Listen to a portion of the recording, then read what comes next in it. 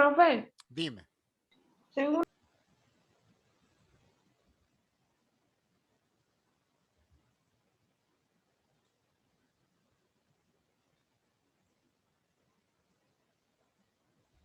Bien, y vamos a proseguir en relación a la clase.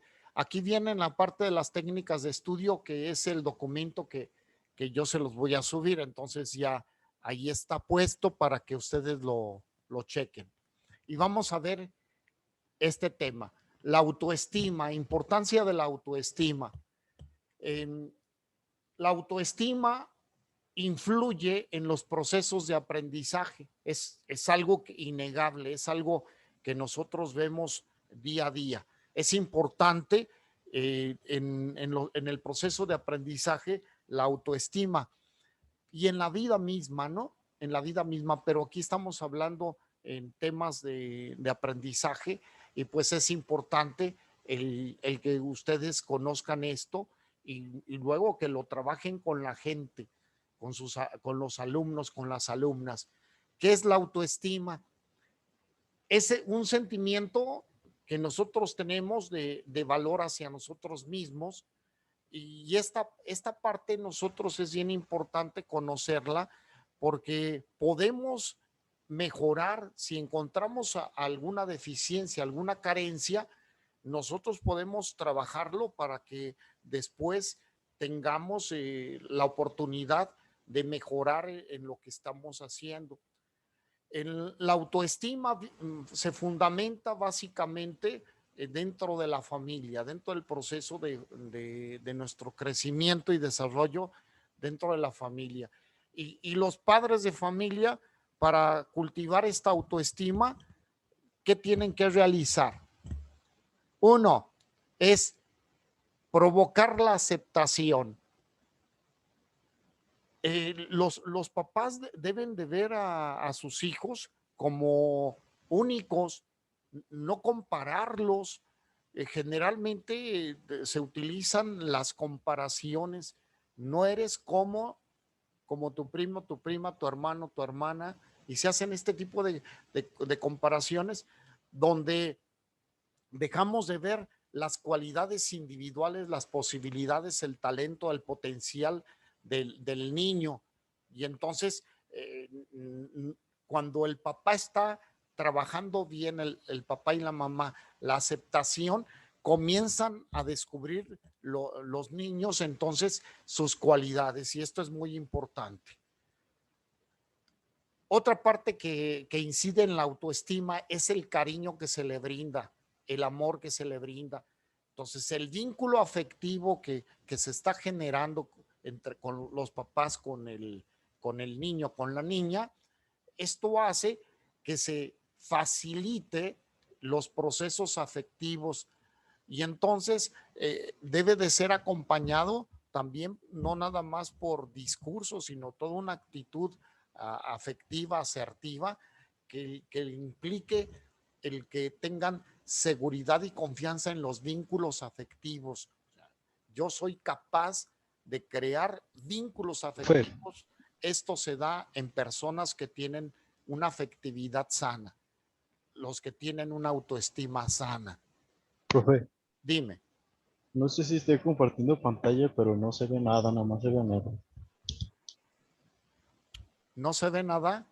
No, se ve en negro, nada más parece que está compartiendo, pero se ve Está negro. cargando, se quedó cargando. Se quedó cargando. Sí. ¿Todavía? Porque sí le puse yo para compartir. Sí, todavía está cargando. Bueno, pero les voy hablando acerca de eso, ¿sale? Bueno. Okay. Sí, les voy hablando mientras se carga porque sí compartí la pantalla.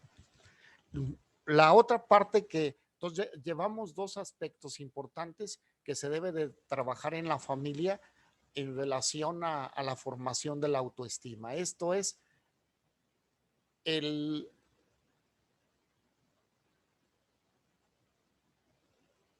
Uy, se paró. Hablamos acerca de el sentido de la valoración, el no compararlos, el hecho de brindarles afecto, amor, cariño, La otra parte que es bien importante es cómo corregir, cómo se corrige para poder brindar autoestima en los niños, en las niñas. Es bien importante entonces las formas en que se corrige. Esto tiene que ser con paciencia, con amabilidad, el comunicar, el decirle, el aclararles, el explicarles, porque en su momento cuando se corrige a un niño, a una niña, y de una manera inadecuada, va cargado por una energía negativa. Hay enojo, ¿no? Hay enojo en la palabra del adulto, del papá, de la mamá, con la amenaza. Pues se utiliza mucho la amenaza en la corrección. Se generaliza luego algunas conductas de los niños, diciendo las expresiones: tú nunca me haces caso, tú siempre te portas mal. ¿Hasta cuándo vas a comprender? ¿Cuántas veces te tengo que decir? Esto son expresiones que utilizan en la familia en relación a la corrección de conductas del niño, de la niña. Y esto marca luego negativamente la autoestima. Se dice a sí mismo el niño o la niña en este proceso de aprendizaje: yo no entiendo, yo no comprendo, yo nunca me puedo portar bien, yo no puedo hacer bien las cosas, soy un fracasado, no merezco el amor de mis padres. Tengo un caso muy trágico en relación de la autoestima. Un alumno del Instituto Hispanoamericano de 9 años, estaba en el cuarto, ¿no? En el tercer año, 9 añitos, hace una carta para sus papás donde dice que ya no quiere ser el dolor de cabeza, ni que su mamá se enferme, ni que su papá se enoje, y se dio un balazo en su cabeza con el arma del papá. ¿A dónde iba la autoestima? Era todos los mensajes que le daban: tú nunca puedes hacer nada bien, te tenemos que estar regañando, te pegamos para que te comportes mejor. Hemos tratado, fíjate bien, hasta en los diálogos que se utilizan en las familias, es mejor dar un buen golpe a tiempo, ¿no? Hay buenos golpes y malos golpes. Liz, ¿a ti te han dado para corregirte buenos golpes? No. Pues hay golpes, ¿no? Yo una vez hice un ejercicio en el auditorio y pasé a un papá que estaba de acuerdo en que hay que dar buenos golpes. Entonces, con una pañoleta, lo puse hasta el escenario, ¿no? Una pañoleta, le tapé sus ojos y subí a su esposa. Le dije: usted le va a dar 10 cachetadas, ¿sí? Pero yo voy a poner aquí una en la lista, ¿no? El señor, usted no va a saber cuál va a ser un buen golpe y cuál va a ser un mal golpe. Yo voy a poner la primer cachetada en secreto, le voy a decir a la señora: denle un buen golpe. Y entonces iba a proceder la señora a darle la cachetada y que adivinara, ¿no? Le iba a preguntar luego al señor: a ver, ¿usted recibió un buen golpe o un mal golpe? Y entonces se quitó la pañoleta y dijo: no, pues van a ser golpes. Entonces así es en los niños. Los niños no perciben buenos o malos golpes, son golpes. ¿Sí? Y se les queda en su estructura mental qué persona tiene esas actitudes hacia él. Y yo lo hablaba en el inicio de la clase anterior, que luego tenemos el problema del bullying. ¿Y dónde lo aprendieron? Pues lo aprendieron en casa, ¿no? Pero luego es reforzado por las conductas sociales que se van viendo. Y la cuarta parte para la formación de la autoestima es el elogio y la valoración. Cuando tú haces el elogio y la valoración, es en el momento oportuno y adecuado. Así como la corrección hay que hacerla en el momento oportuno y adecuado, también el elogio. Imagínate que la corrección, el niño dice, se portó mal, ¿no? Y le dicen, bueno, pero los reyes no te van a traer este año, el siguiente año, no te van a traer juguetes. ¿Qué impacto tiene esto, Liz, en el niño, en la niña? Tristeza. Tristeza de momento, pero el niño Ajá. vive a largo plazo. Ya no le va a importar, ¿no? No le va a importar. Después se va a pasar porque no tiene una conexión de reforzamiento. Acuérdense de en las teorías del condicionamiento operante de Skinner, para que tenga una eficiencia, el reforzamiento tiene que ser en el momento, de acuerdo, en el momento, pero en el momento adecuado. Lo mismo sucede en relación del elogio, ¿no? Bueno, me regreso un poquito nada más porque esto se los van a pedir a ustedes en consejo. Oiga, ¿cómo ve? Pues mi esposo, después de que llega de trabajar y en la noche, llega y le pega al niño porque se portó mal en la escuela. ¿Qué efecto tiene esto para el aprendizaje del niño? Ninguno. Nada más es el dolor físico porque le pegó, pero no tiene ninguna otra connotación de aprendizaje. Así, el elogio y la valoración. Fíjate, en el elogio y la valoración, eh, se le reconoce su esfuerzo hasta después de 15 días. No, no tiene ningún efecto. Tiene que ser el reforzamiento en el momento adecuado, ¿no? Eh, los padres de familia y a veces también los maestros van viendo condiciones más negativas que positivas en el alumno. Entonces, cuando trabaja muy bien el alumno, ni lo voltean a ver. Pero eso sí, deja de hacer algo y entonces lo señala. Tiene que haber un equilibrio y una inteligencia para la actuación y el reforzamiento de tanto en la corrección como en el elogio, ¿no? Entonces, cuando se hace bien esto, se le hace reflexivo al niño, ¿eh? Y también se le hace reflexivo en relación al reconocimiento de sus posibilidades, sus capacidades y sus resultados. La importancia de la autoestima permite a la persona enfrentarse a la vida con más confianza, con optimismo, y entonces se va a motivar por alcanzar los objetivos que se proponga.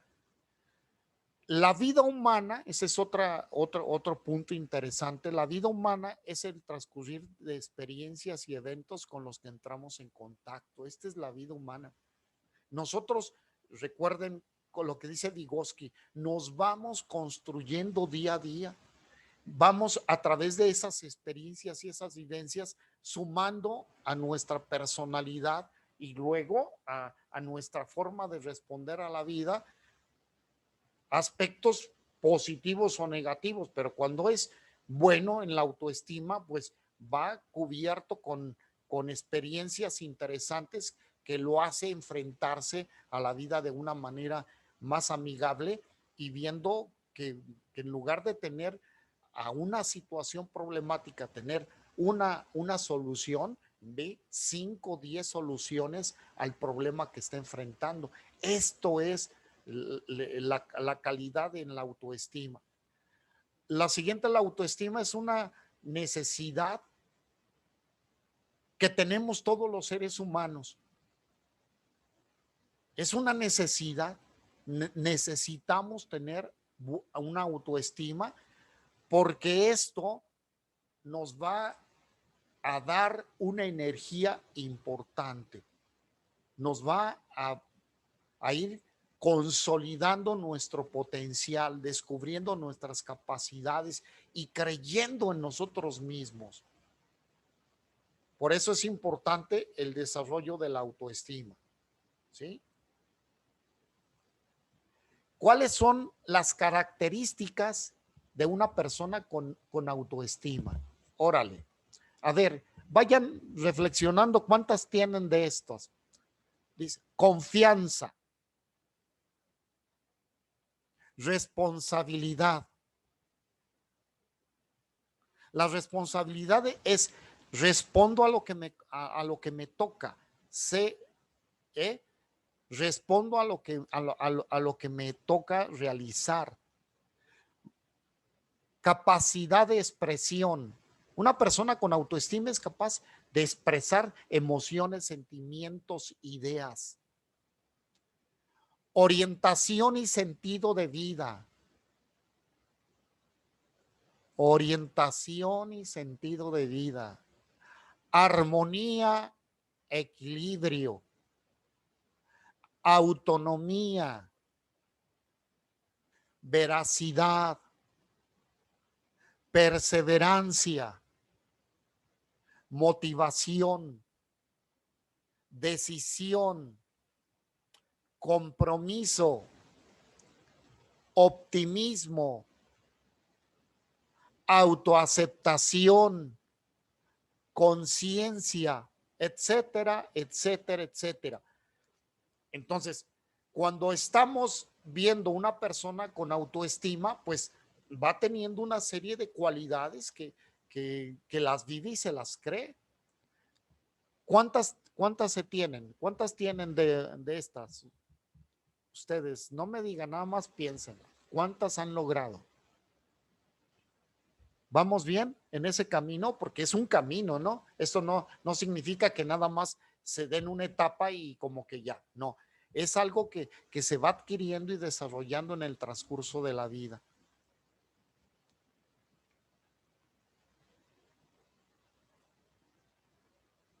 ¿Alguna pregunta respecto de esto? Porque esto lo van a tener mucho en consulta, ¿eh? Mucho. Generalmente personas que llegan a consulta en relación de algún conflicto vienen con autoestima baja y es una de las áreas más importantes que se tienen que tomar rápidamente para trabajar con ellos. Con los estudiantes también, cuando los maestros nos refieren estas situaciones, fíjate bien, no hablan de autoestima, hablan de que este alumno le falta confianza, no participa, no pregunta, se aísla, no se motiva en las tareas, no tiene compromisos. Generalmente está con un problema en relación de participación, no quiere pasar a hacer el ejercicio al pizarrón. El trabajo en equipo no se integra. Necesita que se le diga constantemente qué hacer, no cumple con tareas.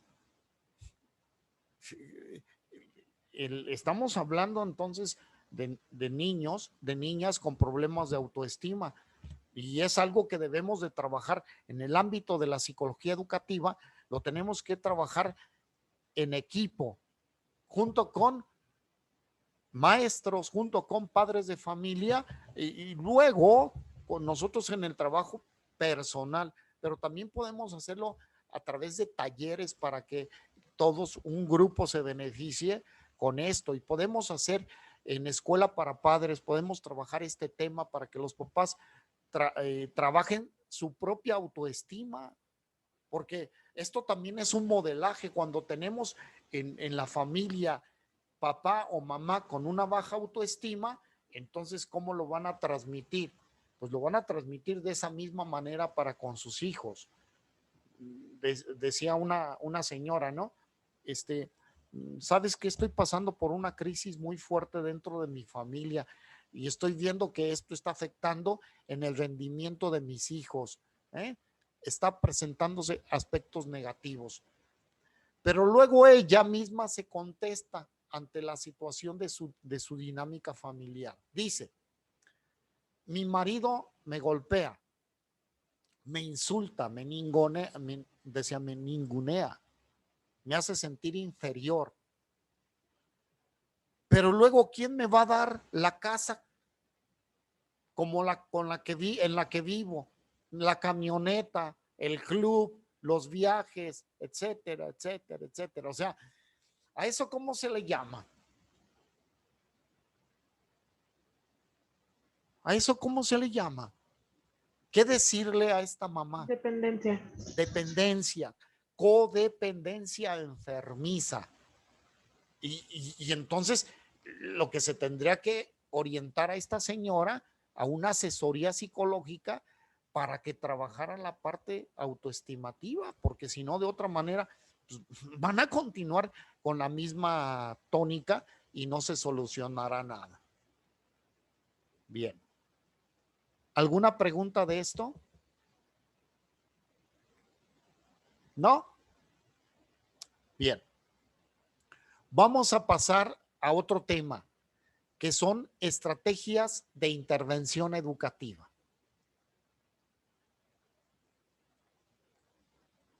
¿Qué es una estrategia, Cristian?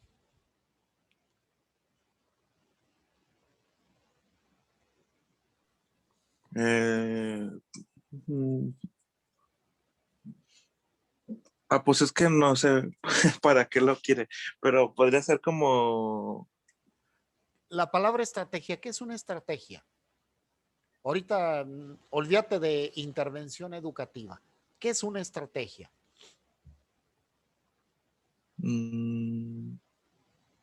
Para lograr algo.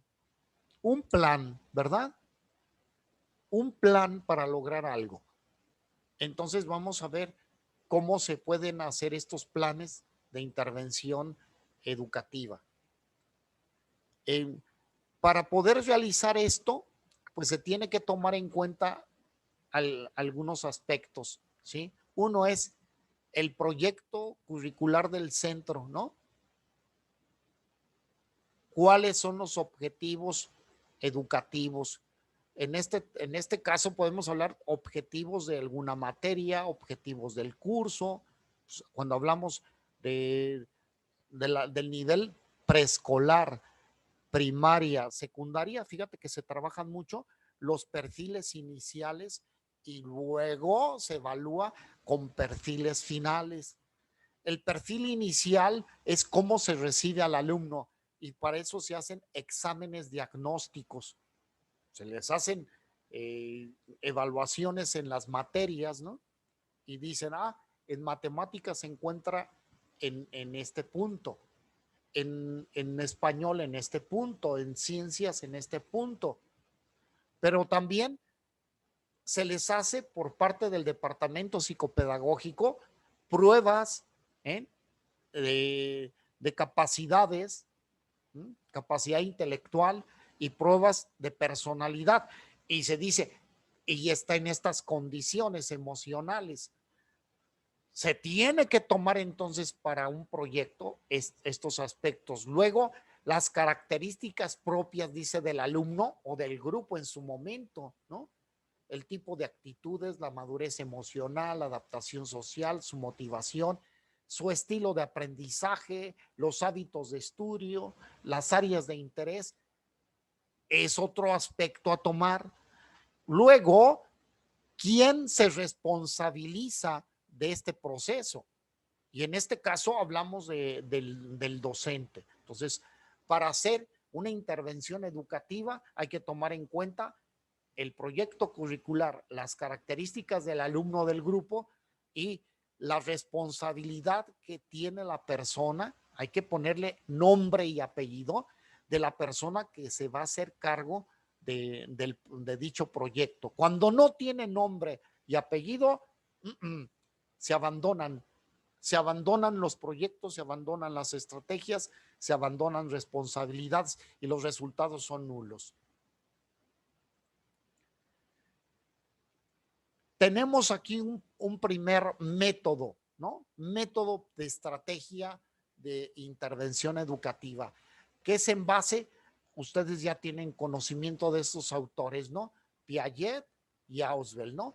En Piaget, el alumno en relación de la construcción de su conocimiento y de Ausubel en relación del aprendizaje significativo. Entonces, la metodología es inductiva.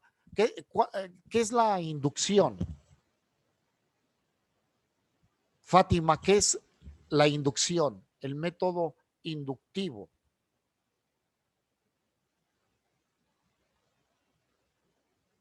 Lo vimos en filosofía, ya en la introducción a la filosofía.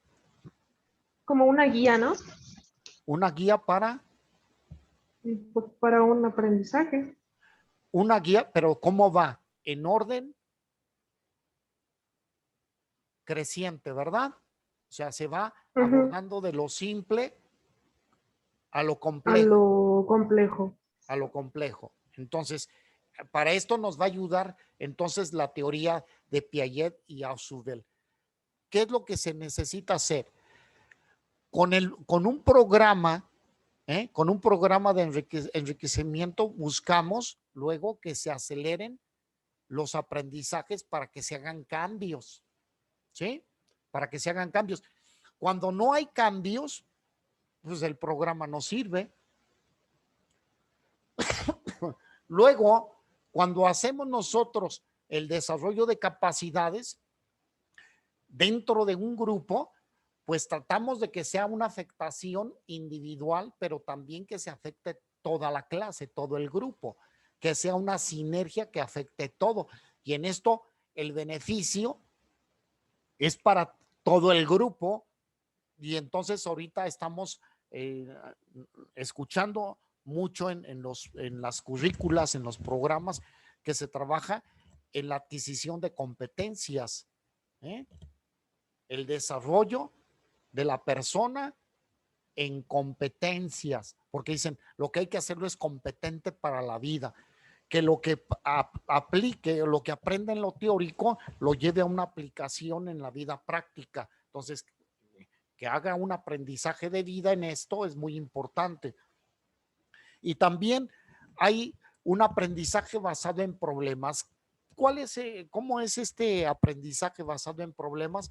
Pues hay el planteamiento de situaciones y se induce a que los alumnos encuentren soluciones, encuentren caminos, encuentren alternativas, porque recuerden que el desarrollo de la inteligencia es el que busquen y encuentren a un problema el mayor número de soluciones, de alternativas.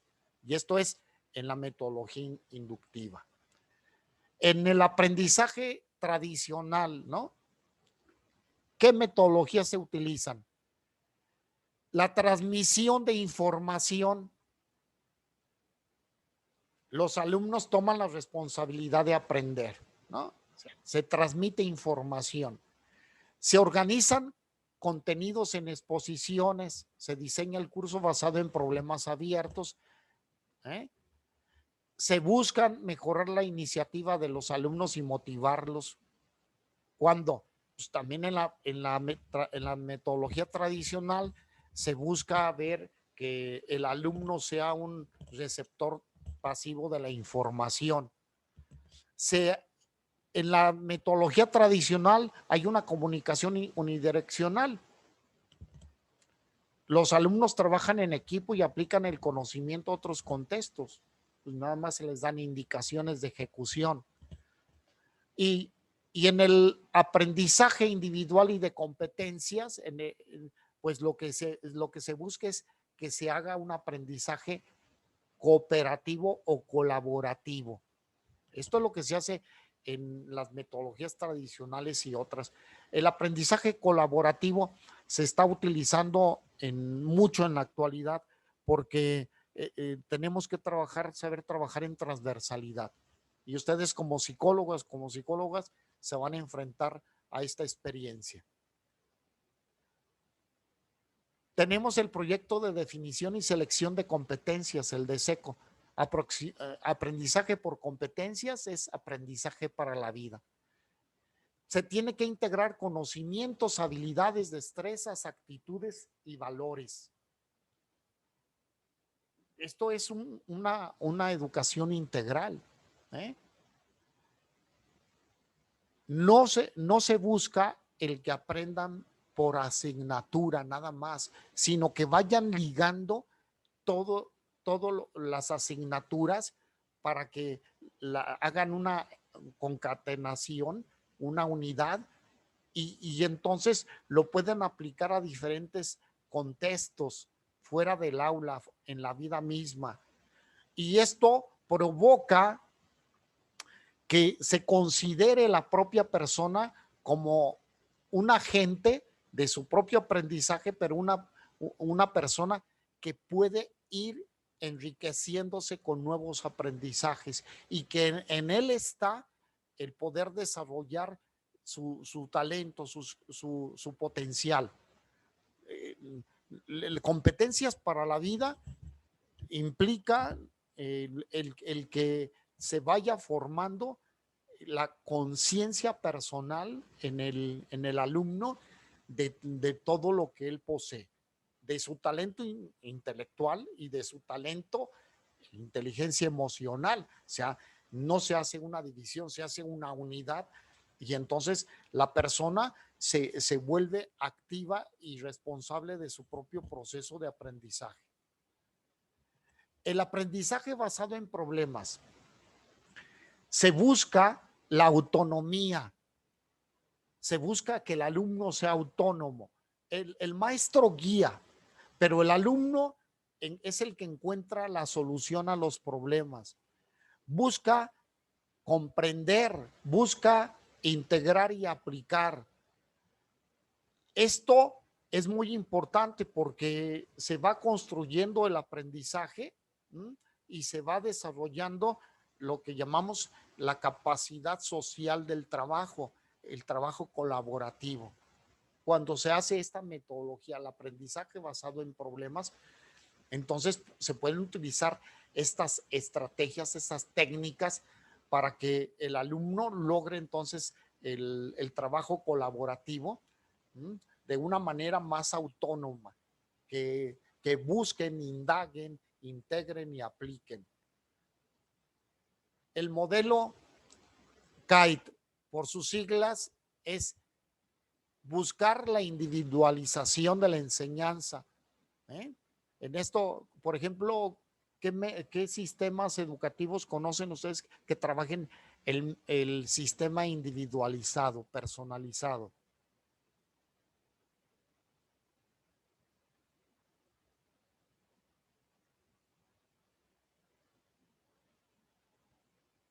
Fátima, Osvaldo.